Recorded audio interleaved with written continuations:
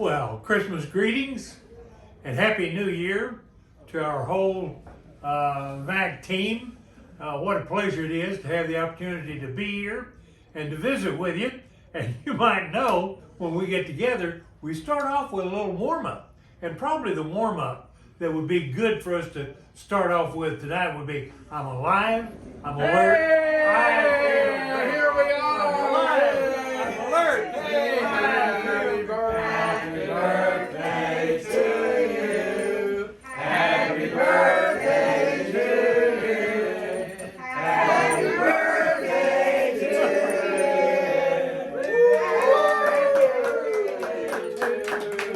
Now you gotta blow them out, Ed. Hey, come on, hey. Don't spill Got your wind left? I knew it didn't.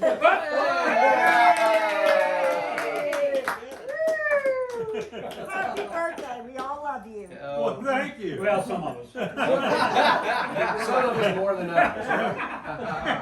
Am I still visiting with the team here? Okay, you're visiting with Keep the team. going, keep going. Come on, go You out. can see there's a lot of frivolity going on here this evening, and what fun it is to be here. Usually we start off with a warm-up like I started there, like I'm alive, I'm alert, I feel great. Another one that I like is I'm grateful, I'm thankful, I'm appreciative. Let's all say that together. I'm grateful, I'm thankful, I'm appreciative. And just think for a moment, what are you grateful? What are you thankful? What are you appreciative for? You think about that, think about your health, your mental, your physical well-being, your family, the opportunity to be a part of this great leadership team that you're on.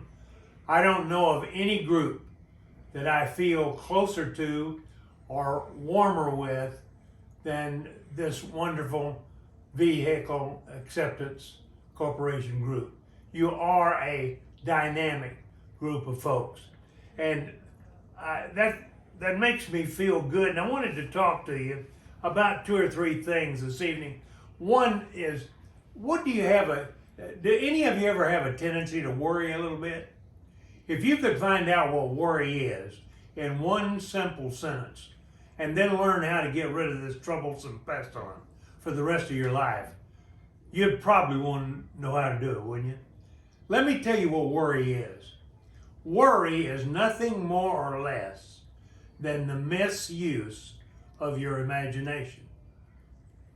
Worry is thinking about what you don't want to happen in the future or dwelling on an unhappy past event. And remember this, thoughts are things. Thought is the most powerful thing that you can think of. Anytime you think a thought, it begins to program your body. A happy, positive thought brings about wellness and enthusiasm, vitality, and success.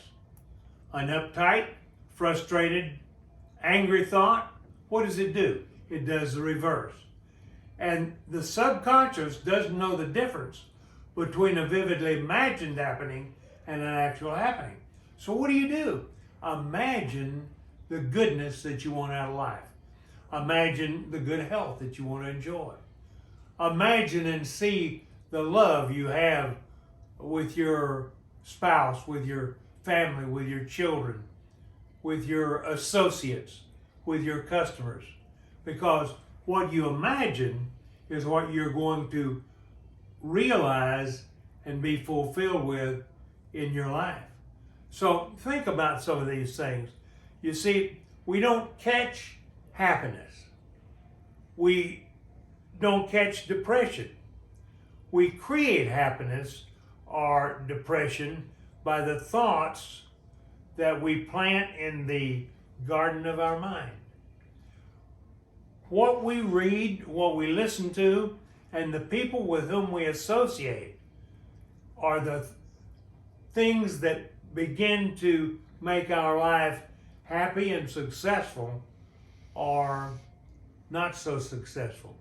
So remember that we become what we think about most of the time. happiness or frustration, wellness or illness.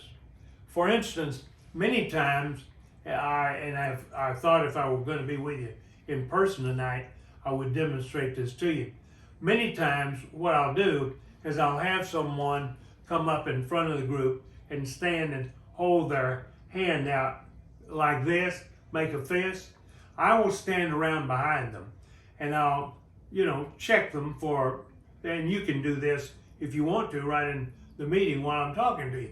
I'll have them stand up like this and have that arm out and check to see that they've got good force. And then I'll say, okay, now I want you to think a very happy, positive, confident, winning thought. Get that in your mind right now. See yourself victorious. And then what I'll do, standing behind them, I'll try to pull that arm down, and that arm won't come down. I mean, it is rigid. And then I will say to them, all right, now then I want you to see failure. Think of the most disastrous thing that could happen to you.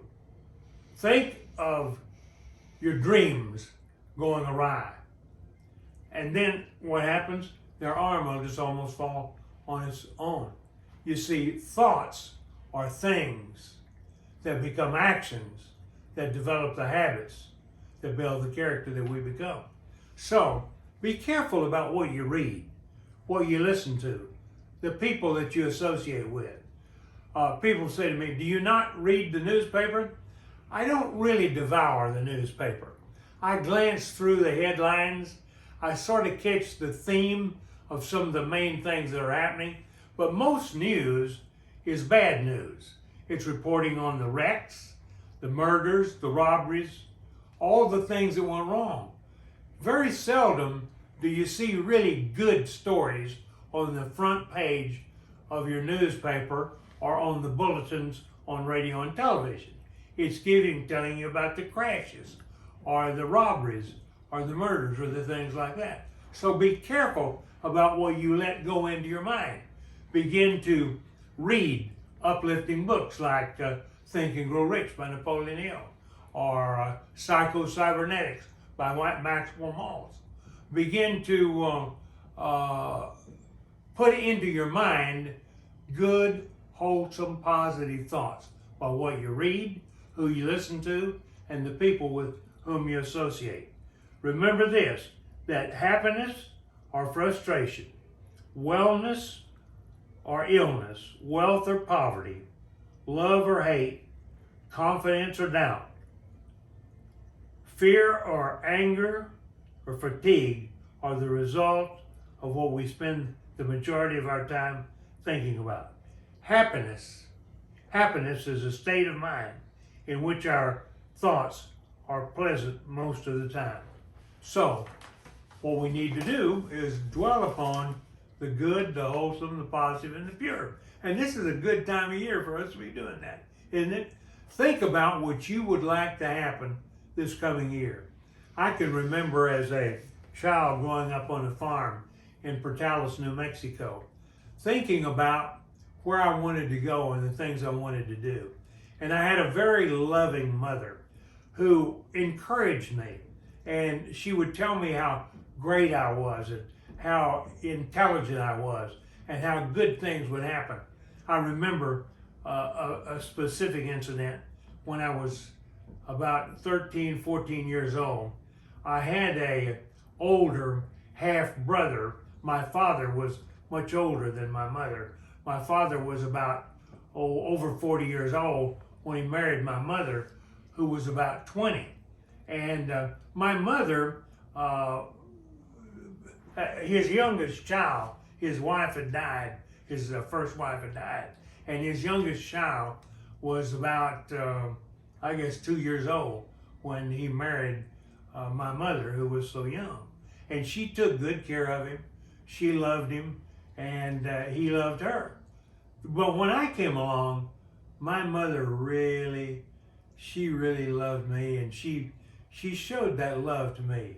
And she used to talk to me about, someday you're going to do this, someday you're going to do that. And the fascinating thing about it is, I didn't know any different. I started thinking that way. I started believing that way.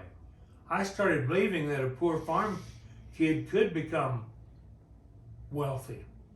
I started believing that a poor farm kid from a little rural community in New Mexico could be a congressman because my mother told me I could. And what my mother put into my mind began to become a reality in my life. And so that's what I'm saying to you. Be very careful about what you read, who you listen to, who you're associated with, and the things that you do in your life.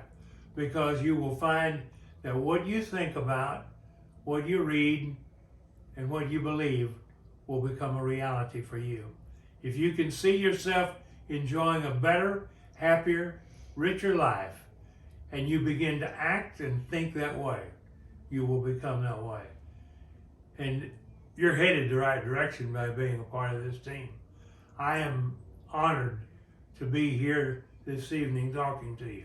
And I look forward to seeing and visiting with you as we get together at functions as I travel around the country. But I can tell you now that it is a pleasure to see you and to be with you. Thank you for having me in your home. Good.